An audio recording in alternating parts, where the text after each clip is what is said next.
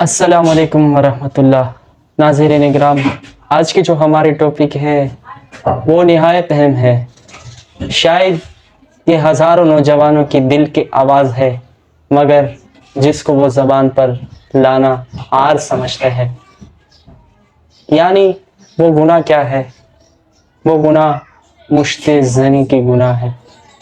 یہ تنہائی کی گناہ ہے، مگر اس کے نقصانات اتنے ہیں کہ انسان دنیا اور آخرت میں اس سے جان نہیں چھڑا سکتا۔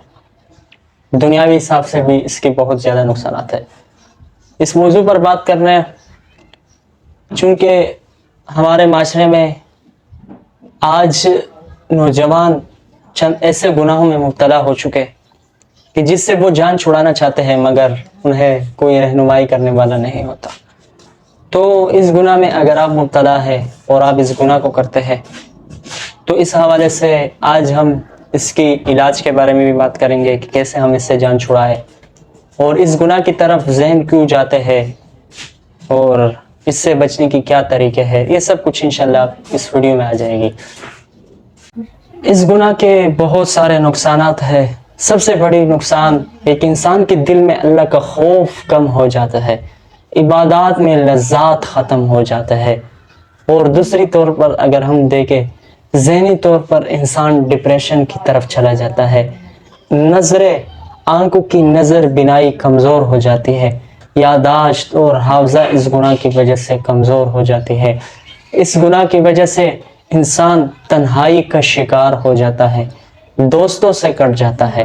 اس گناہ کے بہت بڑے نقصانات ہیں، یہاں تک کہ سب سے بڑی نقصان کہ ایک نوجوان پھر شادی کرنے کے بعد خون کی آنسو رونا پڑتا ہے اس کو، وہ پھر ایک شادی کے قابل نہیں رہتا۔ یہ ایک ایسے فضول قسم کا گناہ ہے۔ اللہ اس گناہ سے ہم سب کو بچائے۔ اگر اب بھی اس گناہ میں مبتلا ہے تو آج سے یہ عہد کرے کہ انشاءاللہ اس سے میں اپنے آپ کو بچاتا رہوں گا۔ اس کی طرف میلان کیسے ہوتا ہے؟ چونکہ تنہائی کی طرف جب بندہ مائل ہو جاتا ہے، پھر اس گناہ کی خیالات، تصورات ذہن پر آ جاتے ہیں، پھر اس گناہ کی طرف انسان متوجہ ہو جاتے ہیں۔ آپ نے کرنا یہ ہے کہ تنہائی سے اپنے آپ کو بچانا ہے، اور دوسرا کام جو کرنا ہے وہ یہ ہے کہ آپ نے سوشل میڈیا میں اسکرولنگ کرتے وقت بے حیائی کو سرچ نہیں کرنا اور نہ بے حیائی والی چیزوں کو دیکھنا ہے۔ سوشل میڈیا کے بہت سارے فوائد ہیں، آپ ان کو حاصل کریں، نقصانات بھی ہیں، لیکن اگر آپ تنہائی میں ہیں تو اس سے حتی الامکان اپنے آپ کو بچائیں۔ اور دوسری بات، ان لوگوں کی صحبت سے اپنے آپ کو بچائیں جو اس کام میں مبتلا ہے اور بری باتوں میں اور بری خیالات کی طرف آپ کو متوجہ کر دیتا ہے۔ اللہ رب العزت نے قرآن مجید میں جن لوگوں کو کامیاب کہا، قد افلح المؤمنون، کے تحقیق کامیاب ہو گئے مومنین، اسی میں سے ایک کامیاب وہ ہے والذین هم لفروجہم حافظون، کہ وہ لوگ بھی کامیاب ہیں جو اپنی شرمگاہوں کی حفاظت کرتے ہیں۔ تو اللہ رب العزت نے قرآن کریم میں بھی اس سے بہت سختی کے ساتھ منع کیا ہے۔ تو اگر آپ اس گناہ میں مبتلا ہے تو آج سے آپ سے ایک عاجزانہ اپیل ہے کہ اگر آج تک آپ کے کانوں میں یہ بات نہیں پہنچی اور آپ کو کسی نے نہیں بتایا تو آج سے یہ آپ توبہ کریں اور عہد کریں کہ انشاءاللہ اس سے اپنے آپ کو چھڑائیں گے۔